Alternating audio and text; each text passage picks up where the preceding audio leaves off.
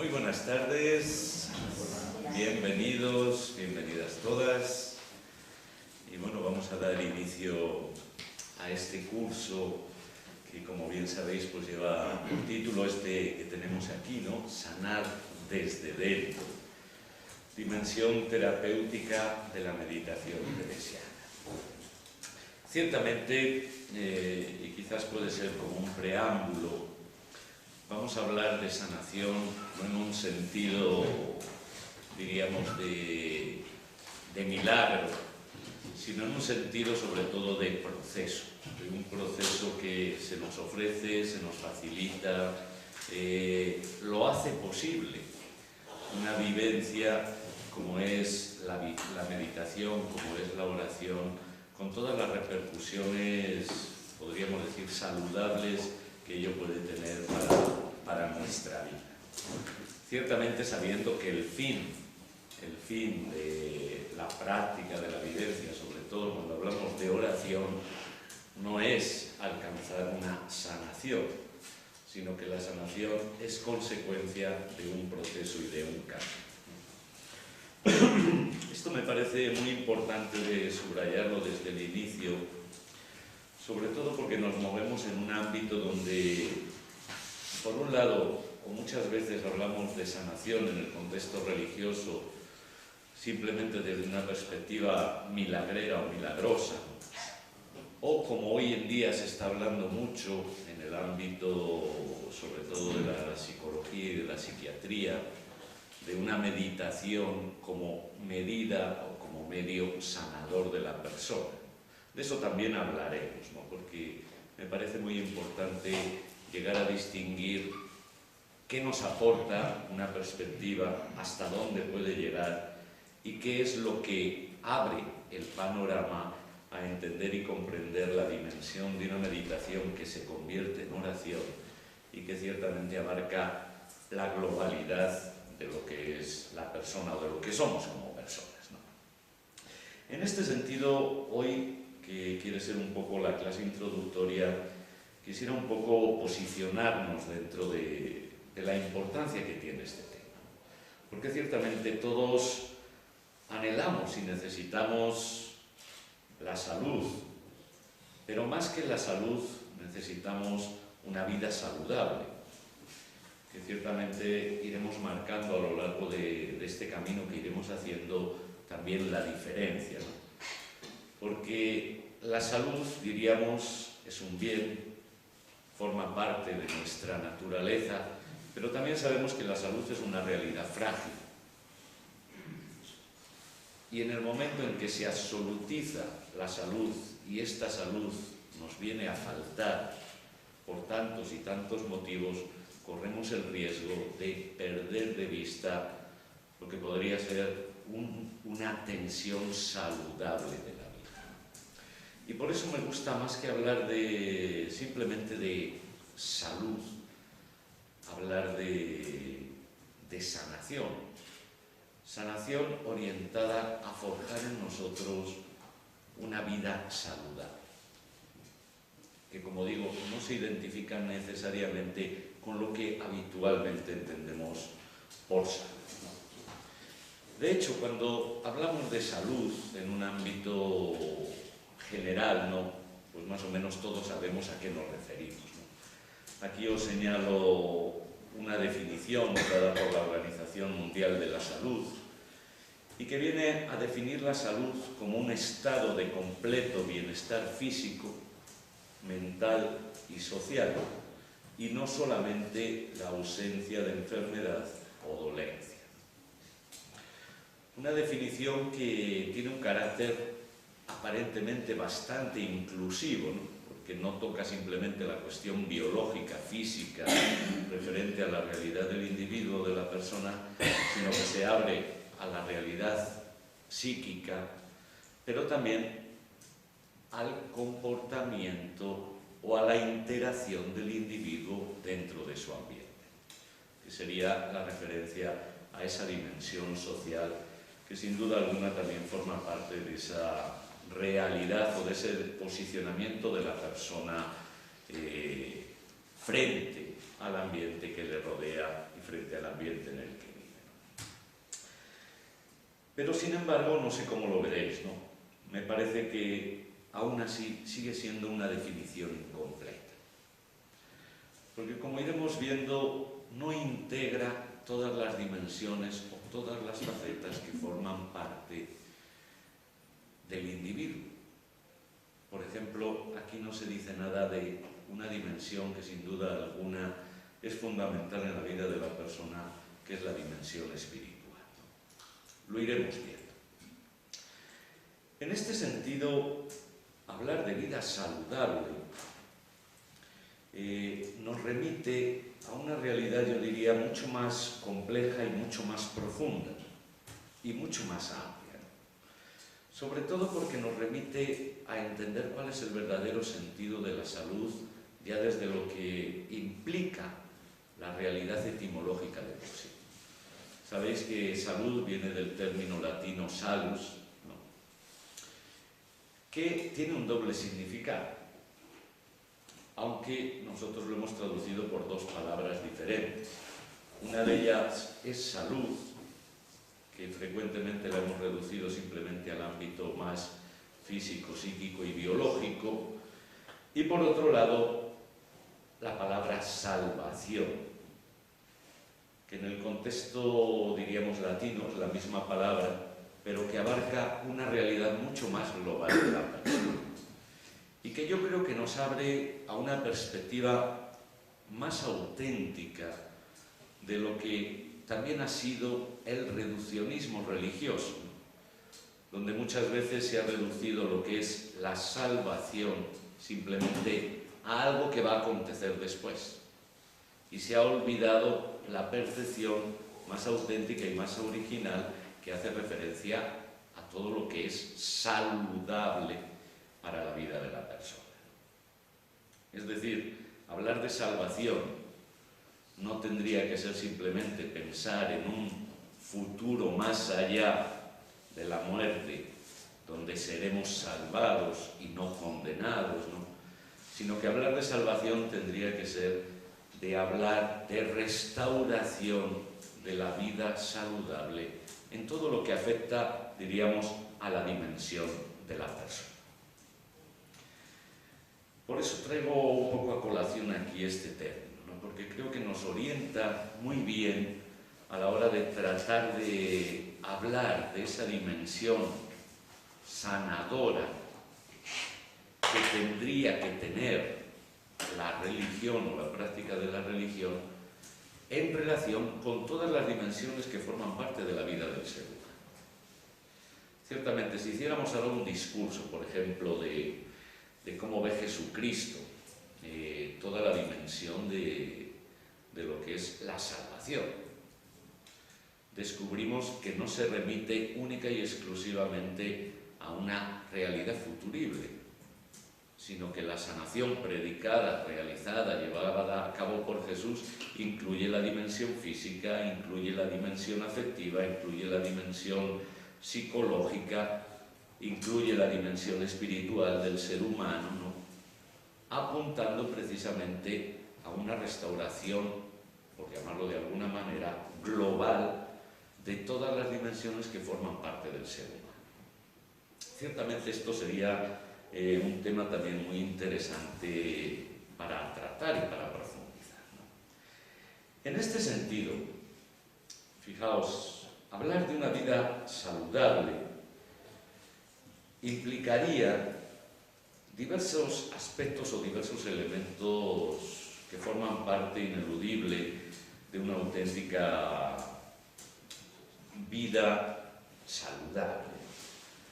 En primer lugar, lo que podríamos denominar un funcionamiento correcto de las dimensiones de la persona.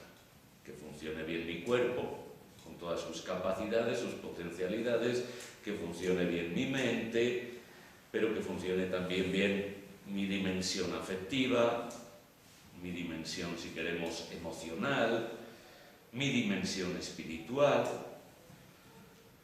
sin las cuales, diríamos, difícilmente la persona puede posicionarse saludablemente, sanamente en la realidad que lo rodea y que lo engloba. En este sentido, hablar de una vida saludable es hablar de un proceso o de un camino que lleve a una integración armónica de todas las dimensiones que configuran a la persona humana. Hoy no podemos pensar que llevar una vida biológicamente sana no pueda o no tenga en cuenta, diríamos, toda la dimensión emocional o espiritual del individuo. Porque hoy sabemos, además, y tenemos datos científicos y estudios que nos remiten a ello, la incidencia que tiene un pensar positivo, por ejemplo, sobre el mismo organismo del individuo. Luego hablaremos de algunos elementos más concretos, ¿no? Por otro lado, hablar de una vida saludable implica centrar la mirada en lo que es posible, sin dejarse condicionar por las deficiencias. Fijaos, esto no remite tanto a una condición biológica o mental o psíquica, pero sí a una condición espiritual, que por ejemplo podríamos ver muy claramente en una actitud pesimista frente a la vida, o en una actitud derrotista frente a la vida, ¿no? Por los fracasos, por las situaciones vividas, por lo que sea, la persona se encierra y no camina. Y su posicionamiento frente a la vida y frente a sí mismo termina siendo una realidad que le condiciona terriblemente. Eso implica, ¿no?, que una vida saludable en el fondo apunta a un posicionamiento positivo frente a la vida. Y todo esto entendido muy ampliamente, ¿no?, en el sentido de todo lo que realmente afecta, puede condicionar o puede estimular, ¿no?, mi manera o mi forma de vivir o de posicionarme en la realidad. En este sentido, hoy hablar de salud conlleva posicionarnos en lo que también últimamente cada vez se habla más, una perspectiva holística. No podemos reducir unilateralmente al ser humano a una dimensión o a una parte de su ser. Si yo tengo una enfermedad, no solo me duele la enfermedad, sino que esa enfermedad sabemos que me puede condicionar y de hecho me condiciona en tantas otras dimensiones de mi propia vida, ¿no? Es decir, hablar del individuo, hablar de la persona, cada vez, y esto por suerte cada vez está encontrando un eco más grande en todos los ámbitos de la vida, no puede reducirse simplemente a una dimensión que lo caracteriza, sino que se tiene que prestar atención a todas las realidades que forman parte de su ser. Ahí os señalo la dimensión biológica, psicológica, social y espiritual. Porque una persona puede tener muy buena salud física, muy buena salud mental, pero si se encuentra en un ámbito social adverso, donde se siente rechazado, deprimido, discriminado, pues ciertamente eso terminará influyendo e incidiendo en su salud física, mental y espiritual. Al mismo tiempo, la salud integral es un proceso de interrelación entre el individuo y su entorno. Hablando del entorno no solamente de la dimensión externa, ¿no?, es decir, de una climatología, de una geografía, de una cultura, ¿no?, que ciertamente eso es fundamental y ejerce un valor determinante en la vida de la persona, ¿no?, sino todo lo que es el entorno, yo diría, emocional del individuo. Y por lo tanto, el entorno espiritual. Sin olvidar que el entorno del individuo está compuesto de esos elementos sociales, económicos, culturales, ambientales, políticos, pero también, habremos de decir, religiosos. Y esto porque tiene una incidencia, yo diría, de suma importancia. Y será un aspecto que también trataremos de desentrañar, porque sin duda alguna forma parte muy importante en este proceso de sanación y de sanación interior que abarque un poco todas las dimensiones y toda la realidad de la persona humana. En este sentido, ¿no? Y gráficamente expresado, ¿no? Hablar de salud, hablar de una vida saludable, es hablar de una integración en la que todas las dimensiones de la persona son tenidas en cuenta. Tanto por el profesional que puede atender a la persona en un momento determinado, ¿no? Un médico, un psicólogo, un psiquiatra o un cura, si tiene que prestarle una atención espiritual, no puede dejar de lado o no puede no considerar todos los otros elementos o aspectos que forman parte integradora de ese ser humano. Y por eso hablamos, como os decía, de este sentido y valor fundamental del holismo, de la totalidad. Yo no soy un cuerpo, soy cuerpo, pero soy muchas más cosas. Yo no soy solo mente, no soy solo sentimientos, no soy solo espíritu.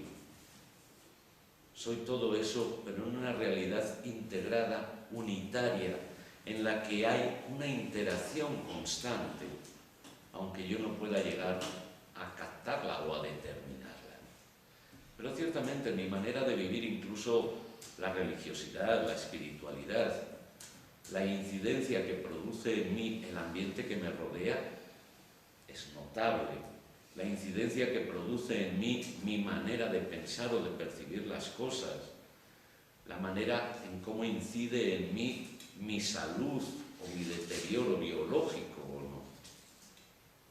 Eso ciertamente es algo que nunca podemos olvidar, ¿no? En este sentido, y un poco ya anticipándonos a algo que iremos viendo, ¿no? Dado que el punto de mira va a ser Teresa de Jesús en todo este proceso, ¿no? Sí que quisiera subrayar que, por ejemplo, el libro de las moradas, su obra maestra, su obra más completa, su obra ya de madurez y de plenitud espiritual, aunque es una obra que se ha visto única y exclusivamente, muchas veces solo desde una perspectiva espiritual o espiritualizante, comprobaremos que es una obra que trata de poner y de unificar y de integrar todas las dimensiones que forman parte de la vida del ser humano. Esto es algo que constataremos incluso de una manera muy contundente en todo el proceso vital y existencial de la misma Teresa de Jesús, que a pesar de ser una mujer enfermiza, una mujer que tuvo grandes enfermedades y que tuvo que cargar con muchos achaques a lo largo de toda su vida, sin embargo supo encontrar la vía para llevar adelante una vida saludable. Teresa, por ejemplo, sería un ejemplo muy claro de que la vida saludable no se confunde con una salud física perfecta, sino la capacidad de cómo asumir e integrar incluso las deficiencias dentro de un proceso que adquiere sentido y valor en la vida del individuo y de la persona. Esto, como digo, también lo veremos.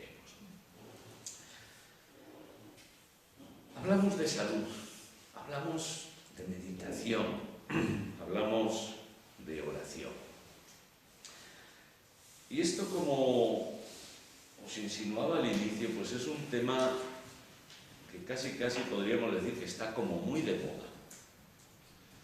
Está muy de moda hablar de la meditación y hablar de la meditación como una medicina. Tengo aquí una pequeña entrevista que le hacían a la psicóloga Alejandra Vallejo Nájera, una de las promotoras también en el ámbito español del mindfulness. Y es muy curioso cómo se expresa toda esta corriente que ha entrado fuertemente y cada vez está entrando más fuertemente dentro de lo que son muchas veces los tratamientos psicológicos y psiquiátricos, como un proceso para ayudar a la persona a superar sus problemas, sus dificultades, el estrés, la depresión, etcétera, etcétera, la práctica de la meditación. Ciertamente estamos aquí hablando de una meditación extrapolada, podríamos decir, de su contexto originario religioso, pero que bien practicada, bien llevada a cabo, va a obtener o va a tener toda una larga serie de efectos positivos en la salud física y psíquica de la persona. Esto me parece muy importante de tener en cuenta, ¿no? Porque más allá de lo que uno pueda llegar a decir o afirmar o a experimentar a nivel personal, ¿no? Hoy contamos con toda una amplia serie de estudios y de estudios científicos que nos hacen ver y han constatado y se siguen constatando todos los efectos beneficiosos que tiene en el individuo la práctica de la meditación. Esto, como digo, es un elemento muy positivo, pero que también hemos de aprender a entender y comprender, pero también saber hasta dónde llega. La meditación es una varita mágica que nos arregla los problemas, es un proceso que va ayudando a la persona a potenciar, a desarrollar, a tomar conciencia de su energía, de sus capacidades, ¿no? Ciertamente lo que está claro y es evidente es que la meditación va a favorecer y favorece todo lo que sería un proceso de integración y de desarrollo en la persona, de integración de las dimensiones que forman parte de su vida, de los mismos acontecimientos, de las mismas limitaciones, y al mismo tiempo a desarrollar y potenciar toda una serie de capacidades de las cuales habitualmente no somos tan conscientes. Y precisamente por esa falta de conciencia que no son potenciadas o no son aprovechadas, podríamos decir. En este sentido, la meditación tiene una dinámica que apunta sobre todo a poner en valor una dimensión fundamental del ser humano. Yo diría que la dimensión fundamental, pero que además es la dimensión que por desgracia normalmente es la más ignorada o la menos tenida en cuenta o la que más fácilmente viene descuidada, que es nuestra propia interioridad. ¿Por qué? Porque vivimos hacia afuera. Esto es algo que yo creo que constatamos todos en el día a día. Todo está construido para llevarnos hacia afuera. El mundo consumista en el que nos movemos, que nos busca y nos lleva a creer y a pensar que la felicidad está en el conseguir esto o lo otro. La dinámica educativa misma, que normalmente no presta atención a esa realidad de la interioridad del individuo, del alumno. Interesa que aprenda cosas, que alcance niveles intelectuales para que luego pueda producir en un ámbito determinado de la vida. Y lo principal, hacia lo cual se orienta esas realidades que forman parte de nuestro vivir cotidiano, es a convertir al individuo muchas veces en un productor de, en un especialista de. Pero se olvida frecuentemente enseñar a la persona a vivir. qué escuela, en qué colegio se les enseña o se nos ha enseñado a cómo manejarnos con nuestros sentimientos, a cómo manejarnos con nuestros pensamientos, a cómo afrontar las dificultades que va a plantear la vida, los retos, etcétera, etcétera, etcétera. Son realidades o que el individuo aprende por su cuenta, o encuentra la manera o la vía para que se lo enseñen, o si no, normalmente no se potencia. Y esto a veces pasa también en la religión, donde nos hemos acostumbrado a una religión externa. Hay que rezar, hay que hacer estos actos, hay que cumplir con estas obras, hay que... Y se potencia una actitud hacia afuera y muy pocas veces una verdadera apertura hacia adentro. Esta es la realidad, ¿no? La pintemos de una manera o de otra, ¿no? Pero lo más común es encontrarnos con esa perspectiva. ¿Cuál es el camino que nos ayuda a rescatar, a potenciar, a redescubrir, si queremos, esa dimensión presente en todo ser humano? La meditación. Otra cosa que quizás se nos plantea, ¿no? Si en este camino, en este proceso, es también decisiva la dimensión espiritual en la salud de la persona. Diríamos, hasta hace poco tiempo prácticamente no se tenía en cuenta. Y todavía en muchos ámbitos profesionales, del ámbito, si queremos, de la salud, la dimensión espiritual del individuo permanece como una cosa privada. Es más, incluso a veces negada o rechazada en muchos ámbitos científicos, ¿no? Clínicos. Esto ciertamente nos plantea toda una serie de problemas o de cuestiones o de dificultades, ¿no? Que ponen en evidencia realidades que muchas veces ciertamente son controvertidas, como por ejemplo, ¿qué concepto de persona tenemos? ¿O qué concepto de persona se tiene? ¿O cuál es el concepto inconsciente que del ser humano se tiene o tenemos? Fijaos que esto condiciona siempre de una manera u otra la atención o no a una dimensión del propio ser humano. En una concepción, si queremos, materialista de la vida, en una concepción consumista o pragmática de la vida, lo que menos interesa es esa dimensión espiritual de la persona. Interesa que el individuo produzca, y de hecho asistimos hoy en día a cómo se está manipulando, por ejemplo, la manipulación como un elemento para hacer que la gente produzca más. Y en ese sentido hay un interés, en España quizás todavía no tanto, pero en Estados Unidos, por ejemplo, es un fenómeno muy común, muy característico, de que en las empresas se den cursos de meditación, que se hagan prácticas de meditación, pero no para que la persona sea más feliz realmente, sino para que produzca más y mejor.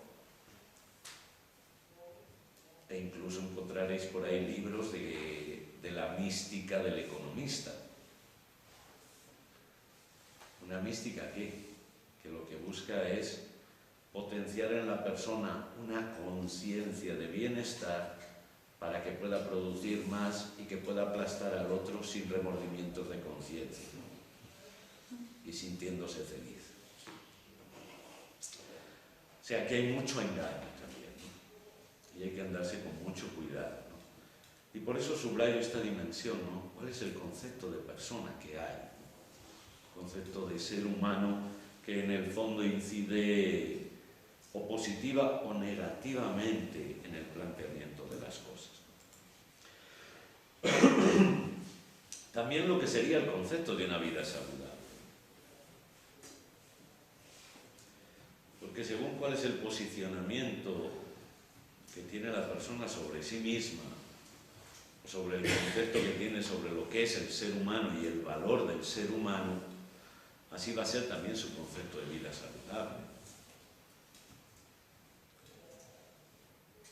La soberbia, la envidia, es una actitud saludable frente a la vida. Pues quizás nosotros diríamos que no, pero hay otros ámbitos donde dirían que es el modo saludable de vivir, porque es el modo de asegurarme el tener, el poseer y el poder estar por encima de los demás. Y luego otra cuestión que me parece muy importante, ¿no? ¿Cuál es el concepto que se tiene de espíritu? Porque desde ahí hablamos de espiritualidad y de todas estas realidades que afectan a la dimensión más profunda de lo que es el ser humano. Desde mi punto de vista, o desde nuestro punto de vista, tendríamos que decir que lo espiritual es lo más peculiar del ser humano. ¿Por qué? Porque en definitiva, como los que ya me conocéis me habréis oído ya en diversas ocasiones, ¿no? Todo acto auténticamente humano es un acto trascendente, porque implica siempre un salir de sí, implica siempre un superar la propia realidad material y biológica para que yo me transfiera hacia aquello que estoy haciendo, hacia aquello que estoy creando, hacia esa relación que estoy viviendo, sea lo que sea. El mismo raciocinio humano no deja de ser un acto espiritual, porque yo para razonar tengo que salir de mí. Yo para crear algo tengo que salir de mí. Cuando estoy trabajando estoy saliendo de mí en función de lo que estoy realizando. Es decir, hay una realidad profunda que según cómo se mire puede realmente darnos luz sobre lo que es esa comprensión antropológica del ser humano. Y si todo acto humano es un acto espiritual, si todo acto humano implica un salir de mí, eso me está diciendo que aquello que realmente ha de ser más cuidado, más protegido y más potenciado en el ser humano es su capacidad espiritual. Y fijaos que aquí todavía no hablamos de religión o de religiosidad, ¿no? Sino simplemente desde una perspectiva antropológica que ya pone en evidencia una realidad que sin duda alguna forma parte de la vida del ser humano. En este sentido, no cabe duda de que desde la perspectiva física fácilmente identificamos cuáles son nuestros males.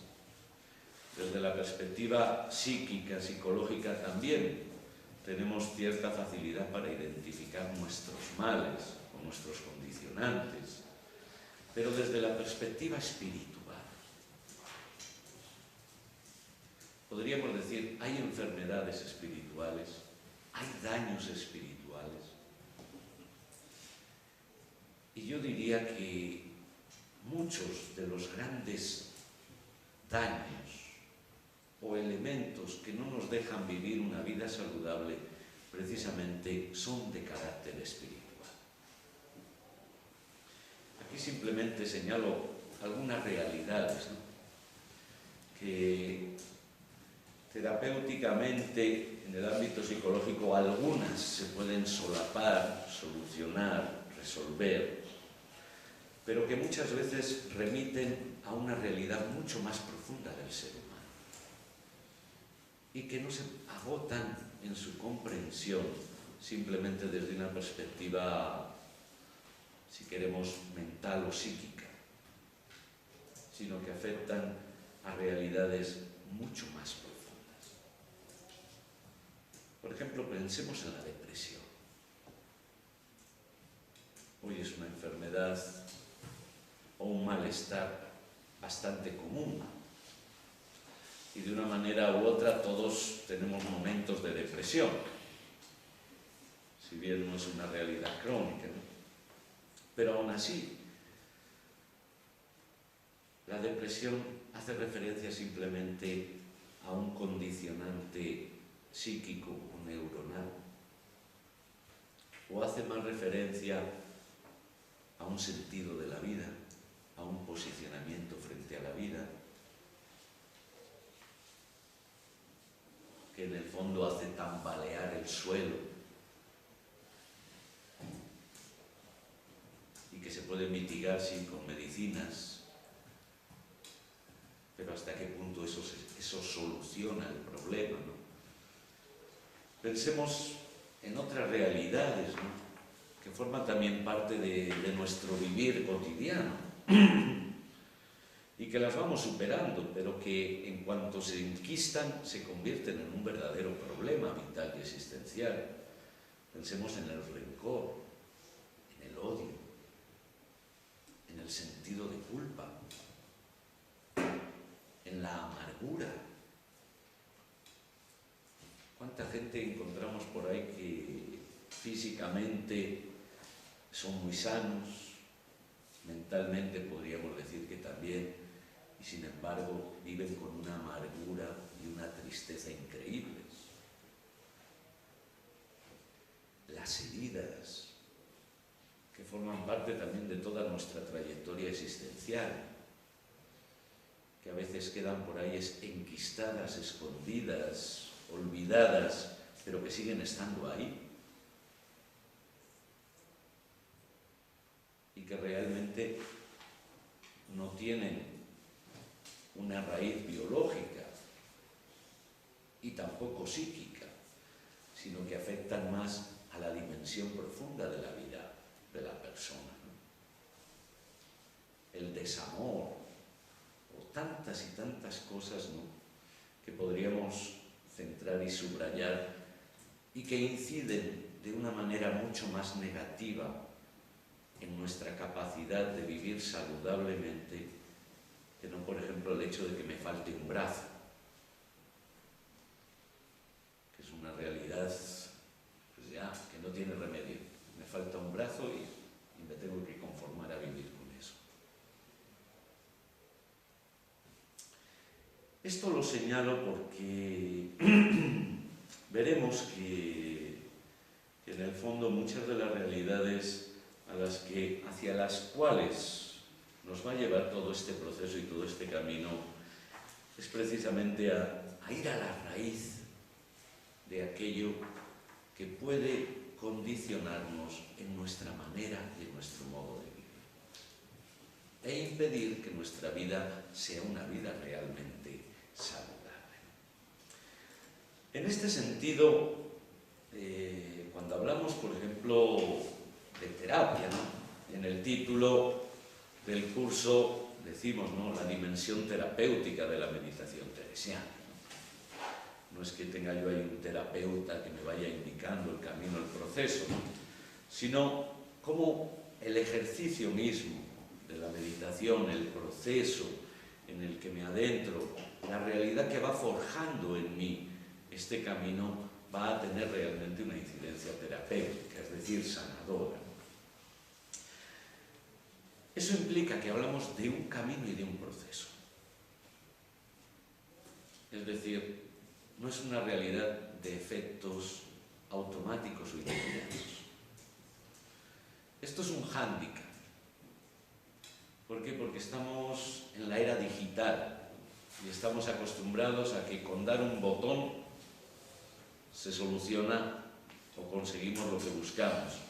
Con tomar una pastilla se pasa el dolor. Diríamos, esto no funciona así, aun cuando hay quien ofrece métodos de meditación que en 7 días ya automáticamente la persona se sana, o cree que se sana. Estamos hablando de un camino y de un proceso que va a requerir de tiempo, que no se le pueden poner límites o barreras, ¿no?, sino que realmente va a ir acompañando lo que es el crecimiento del propio individuo y de la propia persona humana. Y que todo dependerá, en cierta medida también, de cuál es la dimensión de aquellas realidades no saludables que puedan estar incidiendo en nuestro caminar o en nuestro vivir.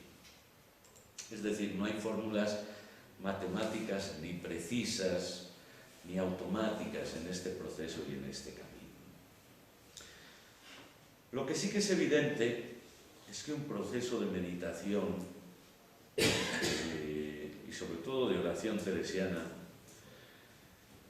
está orientado a facilitarnos la identificación de los obstáculos en el crecimiento. Es decir, ¿por qué estoy amargada? ¿Por qué estoy triste? No es simplemente la constatación de que estoy amargado, de que estoy triste o de que me siento mal, ¿no?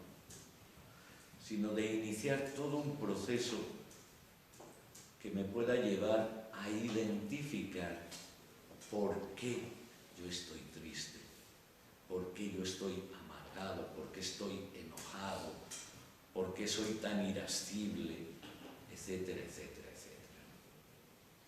Ciertamente muchas de estas cosas emergerán en el conocimiento de uno mismo, de su propia psicología, de su propio carácter, ¿no? Pero otras realidades emergerán en la medida en que uno va entrando más profundamente en la realidad de su propio ser. Y sobre todo cuando se va abriendo, o nos vamos abriendo a nuestra verdadera dimensión espiritual más profunda. En este sentido también, ¿no? La meditación y la dimensión terapéutica de la meditación es todo un proceso de sanación, en el sentido de que va a ser un camino para superar lo insano que hay en mí.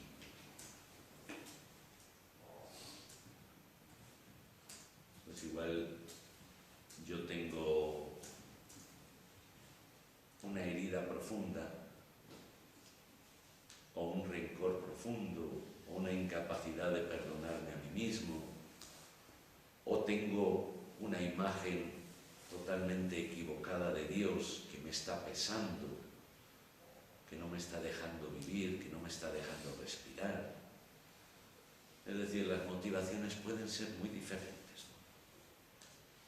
Veremos qué perspectivas se nos abren en este camino y qué perspectivas sobre todo nos va a presentar Teresa en el proceso que ella nos ofrece. Y desde ahí, pues también favorecer lo que podríamos denominar una vida integral saludable. Aunque yo tenga un montón de deficiencias.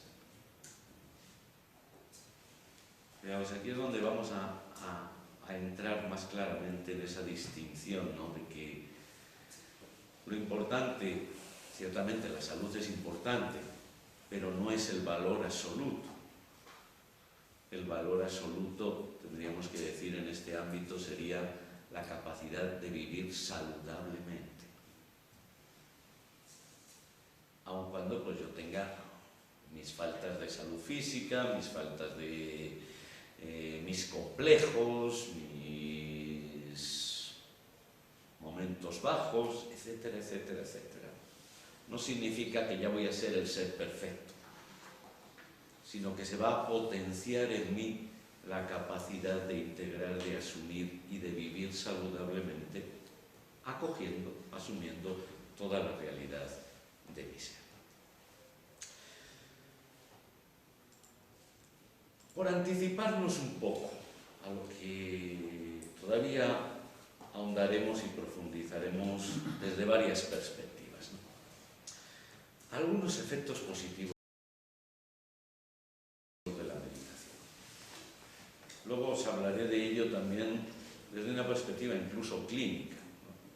Sin entrar en todo lo que implica o han implicado esos estudios, ¿no? Pero simplemente para que nos hagamos una idea de hasta dónde realmente llega ese efecto sanador saludable de lo que es la meditación y de lo que es la oración. Por un lado, menor incidencia de trastornos psiquiátricos. Esto se ha estudiado mucho, ¿no? Y no quiere decir que uno esté libre de tener problemas o dificultades, ¿no? Pero sí que es cierto que en las personas que llevan una vida espiritual constante, ejercitan la oración, la meditación, diríamos, la posibilidad de los trastornos psíquicos es menor. No quiere decir que no los haya, ¿no? Un efecto muy claro y muy contundente, y este sí que es de los efectos, diría yo, que casi inmediatos, cuando uno entra en un camino de oración, de meditación, la reducción de la ansiedad y el estrés.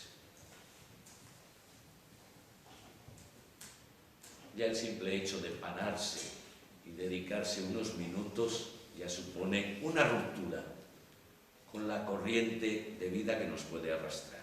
Y ya en sí mismo el hecho de hacer eso ya supone realmente una apertura a la reducción de la ansiedad y del estrés. Mayor empatía, mayor capacidad de percibir al otro. Hablaremos también sobre esta dimensión que me parece muy importante.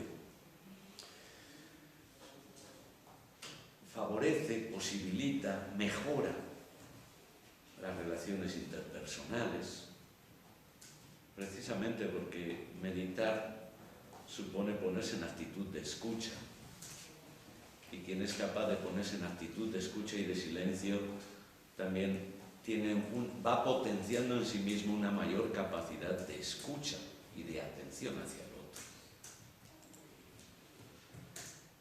Al mismo tiempo, una percepción más clara de la realidad. Diría, por ejemplo, Edith Stein que el hombre interior no es aquel que huye de la realidad, esa fuga mundi de la que se ha hablado tan equivocadamente muchas veces, ¿no? Sino que aquel que se posiciona en su verdadero centro y por eso tiene una percepción más clara, más contundente de la realidad. Porque sabe valorar desde ese posicionamiento el sentido de todo lo que acontece. Una mayor capacidad de autotrascendencia. Ciertamente no se trata de un ritual, sino de un entrar en conexión con uno mismo y de ahí abrirnos a la trascendencia. Más capacidad de autocontrol. Esto me parece también sumamente importante en todo lo que es el proceso de crecimiento de la persona. Ya pues es algo que en muchos colegios ya se está haciendo, ¿no?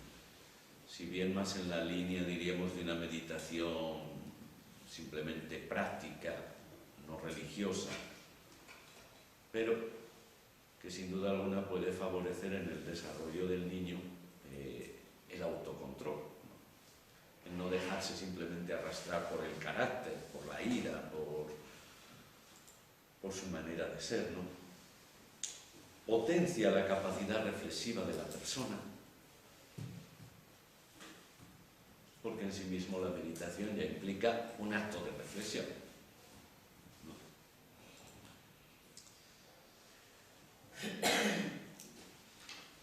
Capacita para soportar mejor el sufrimiento. No quiere decir que uno por meditar ya no va a sufrir, pero sí que hay una mayor tolerancia, más autoconsciencia,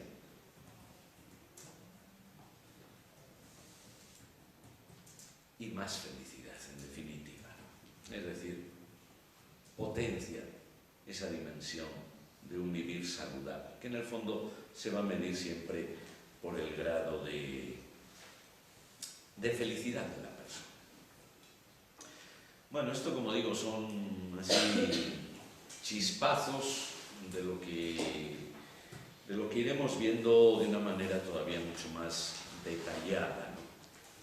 Para hacernos conscientes de lo que implica toda esa realidad, pero sobre todo para que se vaya despertando en nosotros esa dimensión de la autoconsciencia que favorece la meditación y nos lleva a una vivencia más saludable de todo lo que somos y de todo lo que hacemos. ¿Cómo vamos a proceder en estas horas que tenemos, ¿no? Pues fijaos, el camino que vamos a seguir es el siguiente, ¿no? Primero quiero hacer un discurso, ahondar todavía más en todas las implicaciones que tiene la meditación. Visto incluso desde esa perspectiva hoy tan estudiada, cada vez más presente en el ámbito médico y en otros muchos ámbitos de la vida, de la escuela, de la empresa, ¿no? Como es la meditación. Pero en relación con lo que sería la oración teresiana. Para que veamos qué nos aporta lo que podríamos decir es una primera fase, pero ¿a dónde no llega? Y a dónde sí llega, podríamos decir, la oración teresiana. O la oración cristiana, como queramos llamarlo. Porque hablar de oración teresiana es hablar de oración cristiana, es hablar de la oración tal como Jesús nos las propone en el Evangelio.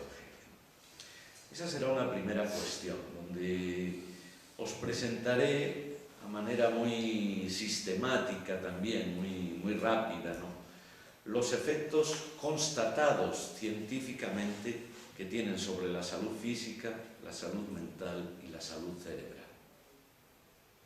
Para que nos hagamos una idea de realmente cómo no estamos moviéndonos en un proceso simplemente ilusorio.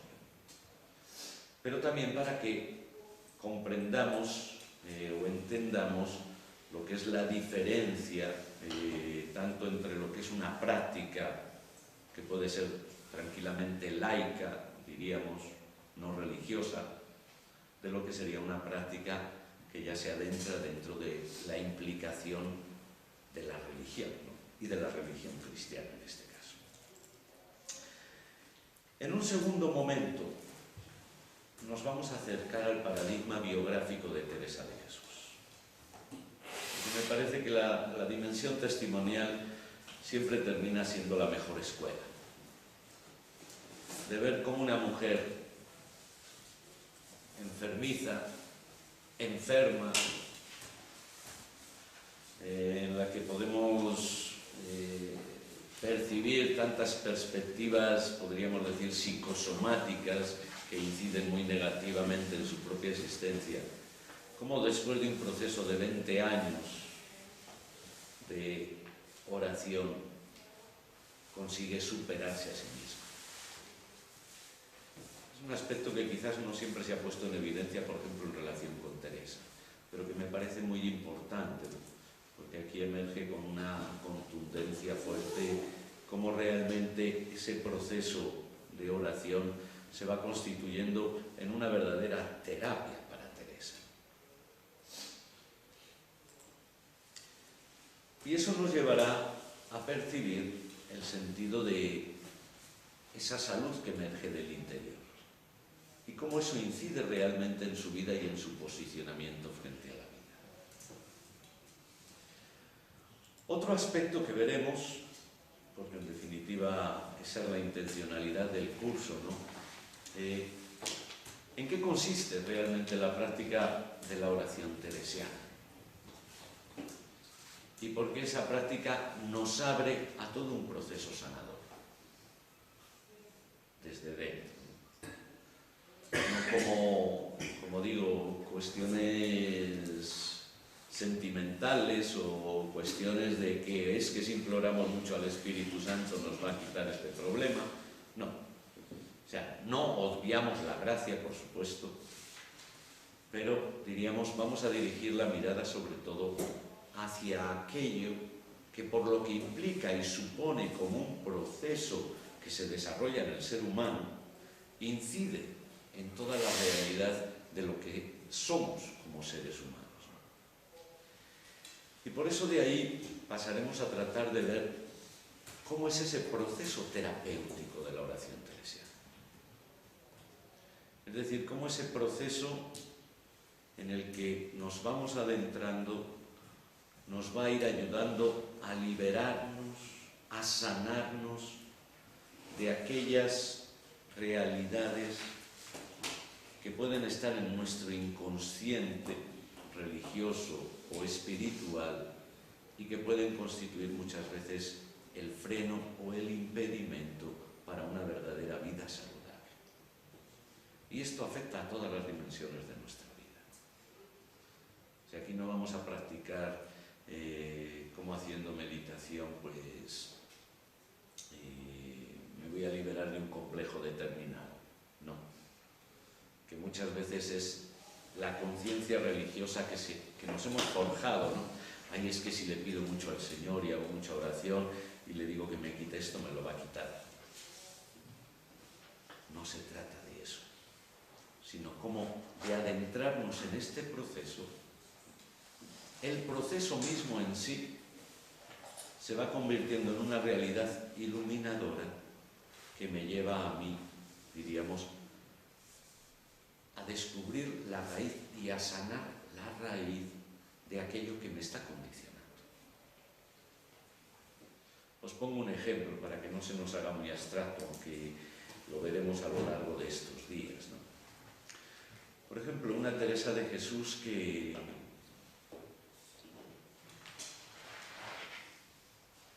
no era capaz de darle un sentido a su vida. Y eso incide en que termine enfermándose, en que termine complacerse con los otros, en que busque llenar su propio vacío existencial teniendo buenas relaciones con unas personas, con otras, haciendo muchas prácticas religiosas, pero se da cuenta que todo eso no la sana, hasta que descubre que la raíz de su verdadero problema, en el fondo, es un sentido de culpa del que no se había liberado y que no la dejaba mantener ni una relación sana consigo misma, ni mantener una relación sana con Dios, porque en el fondo el Dios que le iba a salvar es el Dios culpable de su estado.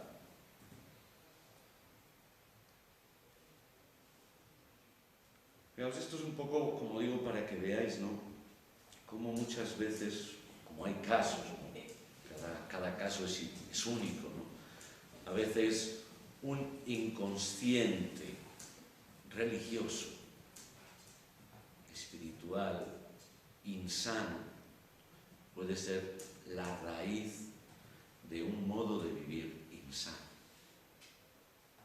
aun cuando desde fuera no se pueda percibir. Y aun cuando la misma persona no sea realmente consciente de eso. ¿Y cuándo se sana eso? Cuando se llega realmente a la raíz. Porque lo demás pues es poner, diríamos, remedios aparentes, ¿no?, pero no llegan realmente a curar o a sanar o a liberar a la persona de aquello que realmente le está haciendo daño. Bueno, pues ya mañana nos adentraremos en esta perspectiva, ¿no?, que trataremos de ir acompañando con algún momento de vivencia de oración. No digo práctica, ¿no?, porque si hablamos de práctica estamos hablando casi de voy a hacer esto para quitarme este problema, ¿no? Porque para Teresa la oración no es una práctica, sino un abrirnos a un encuentro. Iremos alternando en estos días diversos momentos que nos ayuden realmente a centrar la mirada en algo que es esencial a la oración y que, siendo esencial, va a ir produciendo en nosotros precisamente todo un proceso sanador que generalmente va a ser inconsciente. Es decir, no es que yo voy a la oración, voy a ver cómo descubro esto para quitarme lo otro, no. Sino que viene a ser consecuencia. ¿Por qué? Porque en definitiva Para nosotros cristianos la oración no es otra cosa que abrirnos al encuentro con la gracia, al encuentro con Dios. Y Dios se hace presente en nosotros para salvarnos, sanarnos, remitiendo a lo que os decía al inicio de esa palabra, salus, que la salud abarca todas las dimensiones del ser humano. Y si Dios no nos sana, estamos fuera de Él. En este sentido. Bueno, pues lo dejamos por ahora aquí y ya mañana iniciaremos un poco todo este proceso, todo este camino, para tratar de entender y comprender mejor y vivir, sobre todo, ¿no?, esta dinámica que nos ofrece Teresa de Jesús.